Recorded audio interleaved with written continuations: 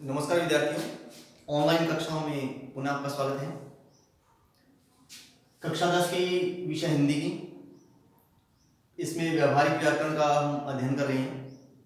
तो पहले हमने इसमें क्रिया का अध्ययन किया था। अब आज हम जो अध्ययन करेंगे वो है विशेषण। विशेषण और विशेषण जो है किसी की विशेषता प्रकट करने वाला परिभाषा ये होती है इसकी, जो अपनी किताबों में या अन्य कहीं लिखी रहती है। जो शब्द संज्ञा या सर्वनाम की विशेषता को प्रकट करता है तो उसे हम विशेषण कहते हैं। जैसे काला, सफेद, ये सब क्या है, विशेषताएं हैं, है ना। तो जैसे अपनी ये सफेद है तो ये विशेषता है। ब्लैक बोर्ड, श्याम पट जो है ये काले रंग का है तो ये इसकी विशेषता है। अब मेरे हाथ में ये चौक है तो ये सफेद रंग का है तो ये इसकी विशेषता है। तो ये जो है विशेषण कहलाते हैं। तो जो शब्द संज्ञा या सर्वनाम की विशेषता प्रकट करता है तो उसे हम विशेषण कहते हैं। अब विशेषण, विशेष्य, अब इसमें एक विशेष्य भी होता है शब्द, विशेष्य। अब ये विशेष्य क्या है?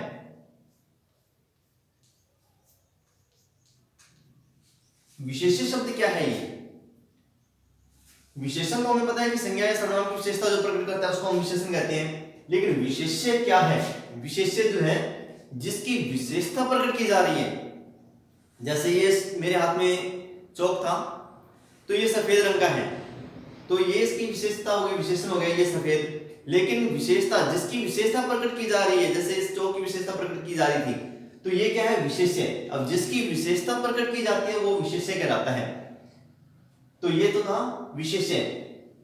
अब एक और शब्द भी है इसके अंदर, विशेषण हो गया, विशेष्य हो गया, एक शब्द और है वो है प्रविशेषण। अब आप लोग सोच रहे होंगे कि ये क्या एक जैसे शब्द लिखे जा रहे हैं आप, लेकिन इनमें अंतर है काफी। अब विशेषण है ये संज्ञा और सर्वनाम की विशेषता बताने वाला, लेकिन ये प्रविशेषण है। अब ये प्रविशेषण क्या होगा कि जो विशेषण की विशेषता बताता है तो उसे हम प्रविशेषण कहते हैं, ठीक है ना। जो विशेषण की विशेषता बता रहा है, जैसे वह काला है, अब वह काला है शब्द लिख दिया हमने तो विशेषण हो गया, वह काला है। या राम काला है, राम गोरा है तो मैंने लिखा राम काला है। तो ये काला क्या है, इसकी विशेषता हो गई, विशेषण में आ रही है, संज्ञा की विशेषता बता रही है। अब ये शब्द संज्ञा है तो इसकी विशेषता बता रही है, ये काला जो शब्द है। तो काला इसमें क्या है, सीधा इस पे प्रभाव डाल रहा है, राम काला है तो ये सीधा विशेषण में आ गया। लेकिन ये प्रविशेषण कैसे होगा, इसकी विशेषता कैसे बताएंगे, वह बहुत काला है। अब ये शब्द लगने पर इसकी विशेषता बताई जा रही है, विशेषण की विशेषता बताने वाला जो शब्द है वो प्रविशेषण कहलाता है। और विशेष्य क्या था, अब विशेष्य ये शब्द था, इसको हम विशेष्य कहते हैं। ये है शब्द विशेष्य और ये जो शब्द था ये था विशेषण। और ये जो शब्द हमने लिखा है यहां तो इसको हम क्या कहते हैं, प्रविशेषण। क्योंकि जो विशेषण की विशेषता बता रहा है, विशेषण की विशेषता बताने वाला ये शब्द है तो ये प्रविशेषण हो गया। विशेष्य जिसकी विशेषता बताई जा रही है वो हो गया विशेषण। क्या है, ये जो शब्द है जो कि विशेष्य की विशेषता अर्थात संज्ञा या सर्वनाम की संज्ञा शब्द जो है उसकी विशेषता बता रहे हैं तो वो विशेषण है। तो इस प्रकार से एक में ही आप देखिए कि यहाँ पे तीनों ही आ गए हैं, ये विशेष्य हो गया, ये विशेषण हो गया और ये प्रविशेषण हो गया। तो इस प्रकार से ये तीनों ही अलग अलग हैं लेकिन जुड़े हुए हैं एक दूसरे से। अब अपने देखते हैं इसके भेद जो है, जो विशेषण है उसके चार भेद माने गए हैं। विशेषण के चार भेद हैं, पहला है गुणवाचक विशेषण, दूसरा परिमाणवाचक विशेषण, तीसरा संख्यावाचक और चौथा जो है वो सार्वनामिक विशेषण है। अब गुण में किसी के हम गुणों के बारे में बता सकते हैं, कोई जरूरी कि सिर्फ गुण ही गुण होना चाहिए, दोष भी हो सकते हैं, उसका रूप कैसा है, उसकी दशा कैसे है, उसका प्रभाव कैसा है, तो इनके बारे में भी हम बताते हैं। अब जैसे गुण में क्या हो सकता है, गुण के अंदर हो सकता है गोरा, है ना, अच्छा, शिष्ट, ये सारे क्या है, तो ये इसके गुण बता रहे हैं कि शिष्टता लिए हुए वो सभ्य है ना, भला है, ये गुण हो गए इसके। दोष में उदंड कह सकते हैं, शरारती कह सकते हैं, असभ्य कह सकते हैं, दुष्चरित्र वाला कह सकते हैं, बुरे चरित्र वाला, तो ये दोष हो गए इसके। अब रूप में गोरा, काला, ये सारे जो है वो रूप में आ रहे हैं, सुंदर, कुरूप, आकर्षक, तो ये सारे रूप में आ रहे हैं। अब दशा क्या है इसकी, अब दशा पे कहते हैं उसकी दशा ठीक नहीं है, दशा का मतलब व्यवहार से संबंधित कह सकते हैं अपने उसकी। तो दशा में वह रोगी हो सकता है, स्वस्थ हो सकता है, मोटा हो सकता है, पतला हो सकता है। तो ये सारी क्या है, दशाएं उसकी। अब प्रभाव में क्या होता है, अब अपने कहते हैं कि किसी चीज का प्रभाव जो है कैसा है, प्रभाव का मतलब अब इसमें मादक भी हो सकता है, मोहक भी हो सकता है और उत्तेजक। अब उसका कहते हैं प्रभाव उत्तेजक है, प्रभाव उत्तेजक है, प्रभाव हमें वो अपनी ओर आकर्षित करने वाला है, अपने द्वारा वो हमें अपनी ओर आकर्षित कर रहा है, तो उत्तेजक हो गया। अब मादक जो है वो भी प्रभाव में आता है, किसी चीज का सेवन करने पर मदमस्तता छा जाती है, तो वह मादकता के लिए आ गया। फिर मोहक, किसी की सुंदरता को देखते हुए एकटक हम देख रहे हैं उसको तो मोहित हो गए हम उसपे, तो वो उसका प्रभाव है। तो ये थे गुणवाचक विशेषण में परिमाण। परिमाण का मतलब होता है नाप या तोल। अब इसमें परिमाणवाचक में नाप या तोल के लिए आता है। अब नाप जो है किसी चीज को नापना, मापना, ठीक है, और तोलना, जिसको तोला जा सकता है तोलते हम। तो इसमें भी जो निश्चित और अनिश्चित दो प्रकार के रहते हैं। अब निश्चित में उसकी जो माप तोल है वो निश्चित होती है। अब जैसे कि 5 मीटर कपड़ा,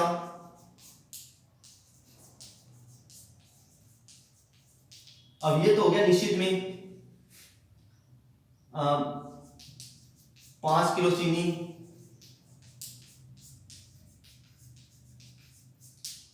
ये क्या है, निश्चित में आ गया, निश्चित परिमाण में। और अनिश्चित जो है, क्योंकि इसी का ये भेद है पहला, यहां लिख देता हूं मैं, निश्चित परिमाण और दूसरा है अनिश्चित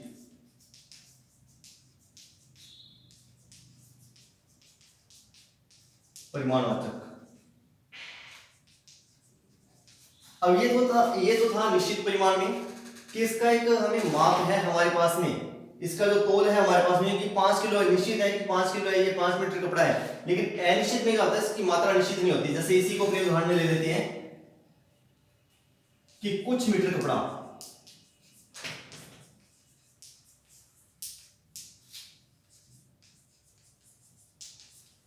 थोड़ी चीनी या बहुत चीनी, या ज्यादा दे सकते हैं अपने यहाँ पे बहुत की जगह, कुछ मीटर कपड़ा। अब कुछ का क्या मतलब ले सकते हैं हम, थोड़ा सा भी हो सकता है, यानी कि एक टुकड़ा भर हो सकता है, 1 मीटर तक हो सकता है, 10 मीटर भी हो सकता है। अब हमें इसका माप का पता नहीं है, तो ये किस में आ रहा है, अनिश्चित में आ रहा है, ये वाला अनिश्चित परिमाण में। क्योंकि इसके अंदर हमारे पास में निश्चित मात्रा नहीं है कि कितना कपड़ा है, कितनी चीनी है वो, तो थोड़ी की मात्रा हम क्या ले सकते हैं, थोड़ी सी इतनी भी हो सकती है, ज्यादा भी हो सकती है ना। तो इस प्रकार से ये निश्चित और अनिश्चित इसमें रहता है। फिर संख्यावाचक। और संख्यावाचक में क्या है कि जिसमें किसी संख्या का बोध हो रहा है।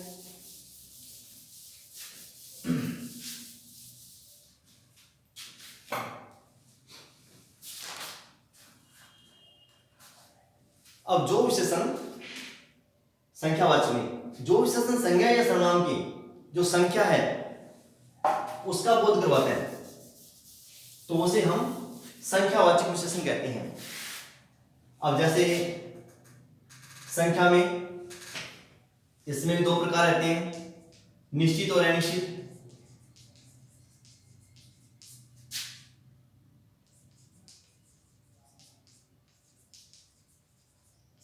निश्चित संख्यावाचक और दूसरा जो है अनिश्चित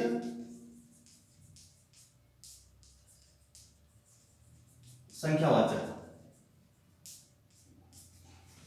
अब निश्चित में तो एक निश्चित मात्रा होती है, जैसे 10 विद्यार्थी हैं, 5 विद्यार्थी, 10 बालिकाएं, तो ये क्या हो गया, निश्चित संख्या में आ रहा है। अब कुछ विद्यार्थी है ना, अब कुछ विद्यार्थी का मतलब क्या, नहीं जान सकते हम कि कुछ भी हो सकता है ना, कितने भी हो सकते हैं, कुछ विद्यार्थी में थोड़े विद्यार्थी, इस प्रकार से यानी कि अनिश्चितता जिसमें बड़ी रहती है, जिसमें हम निश्चित संख्या का हम जानकारी नहीं ले सकते, निश्चित संख्या का हमें बोध नहीं होता है, तो वहां पे अनिश्चयवाचक रहता है। और जिसमें निश्चित संख्या रहती है तो उसके अंदर निश्चयवाचक संख्या रहती है। जैसे 5 विद्यार्थी, जैसे 5 छात्र, ये तो आ गया 5 छात्र। ये छात्रों की संख्या हमारे पास में निश्चित है कि छात्र वो 5 हैं, तो ये निश्चित संख्यावाचक में आ गया। अब यहां पे अगर दें हम कि बहुत छात्र,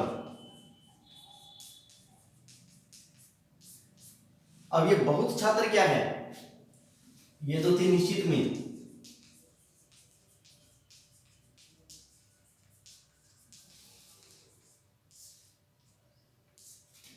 और ये है अनिश्चित।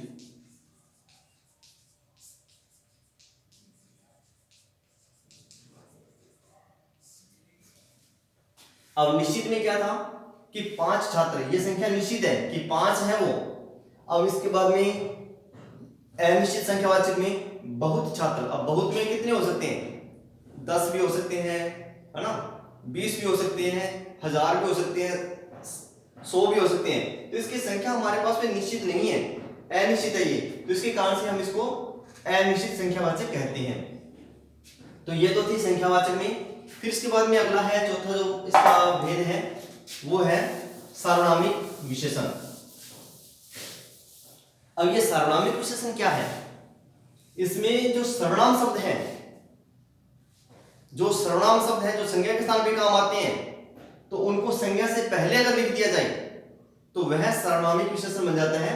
तो इसको सार्वनामिक विशेषण को ही संकेतवाचक विशेषण कहते हैं। लेकिन कई विद्यार्थियों को ये भ्रम रहता है कि विशेषण जो है उसमें ये सार्वनामिक विशेषण अलग है और संकेतवाचक विशेषण अलग है, लेकिन ये अलग नहीं है, दोनों एक ही हैं, सार्वनामिक विशेषण और संकेतवाचक विशेषण।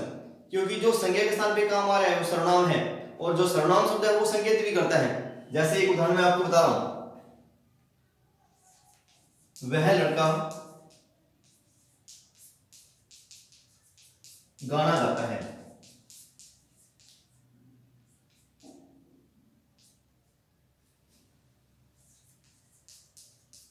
वह गाना गाता है। इन दो पंक्तियों के माध्यम से मैं आपको ये बताना चाहता हूं कि इसके अंदर जो है किसमें सर्वनामिक विशेषण है और किसके अंदर नहीं है।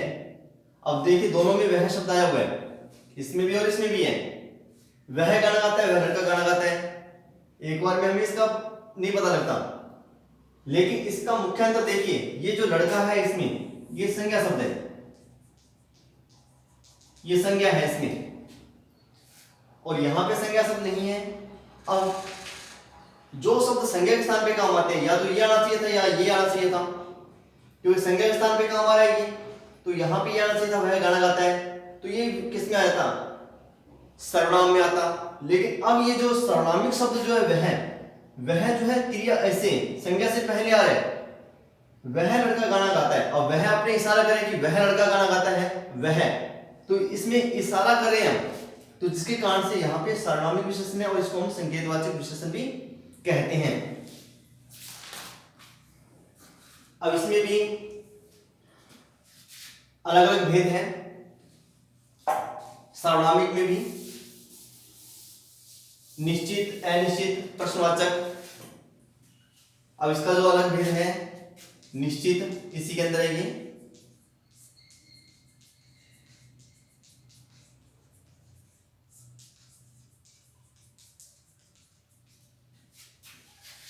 दूसरा इसका है अनिश्चित।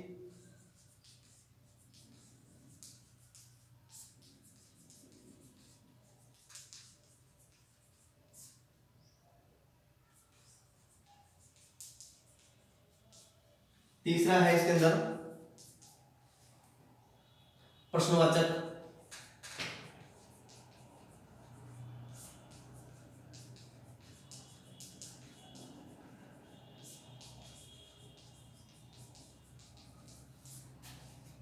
और चौथा जो इसके अंदर वो है संबंधवाचक।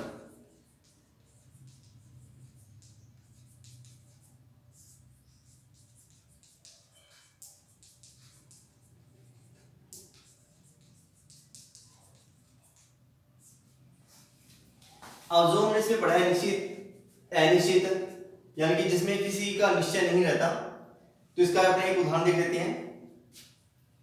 यह लड़का, और निश्चित का देख ले पहले अपने, यह लड़का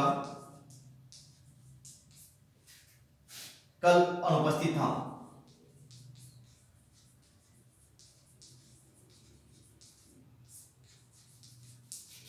और यह लड़का, यह जो एक निश्चित है कि यह लड़का जो हमारे पास में बैठा हुआ है वो कल अनुपस्थित था, वह स्कूल में विद्यालय में नहीं आया था, अनुपस्थित था। तो ये तो इसका हो गया। अब अनिश्चित में अरिसी को ले, तो इसमें अनिश्चितता कैसे बता सकते हैं हम? तो यहां पे इसको हम यह की जगह पे तो यहां लिखेंगे कौन सा,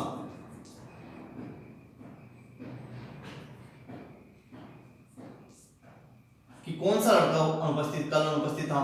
अब यहां पे निश्चित नहीं है, देखिए इसमें अनिश्चित। अब इसमें ये अनिश्चित है कि कल कौन सा लड़का, अब निश्चित नहीं है कि यही लड़का था, हो सकता है कोई और भी हो सकता है। तो कौन सा लड़का कल अनुपस्थित था, तो ये क्या हो गया, इसमें अनिश्चित सर्वनामिक विशेषण में आ गया। फिर उसके बाद में प्रश्नवाचक में हम देखते हैं।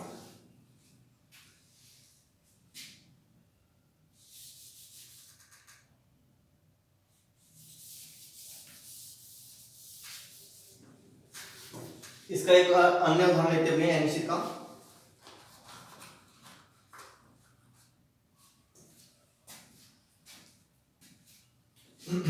जैसे कोई व्यक्ति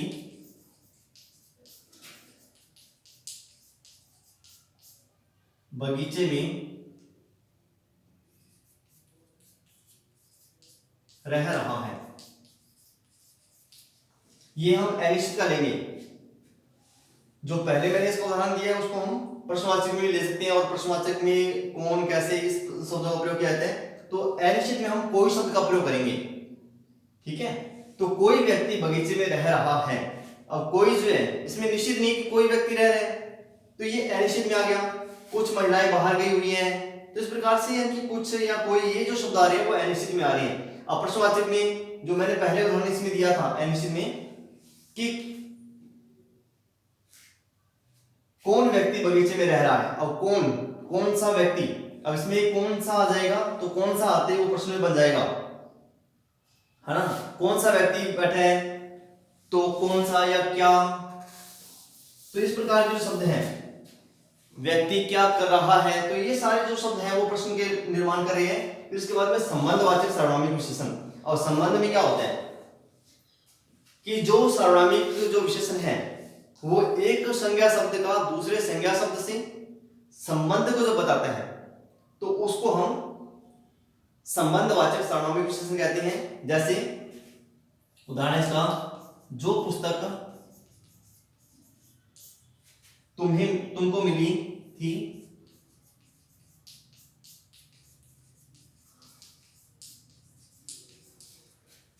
वह सौरभ की है।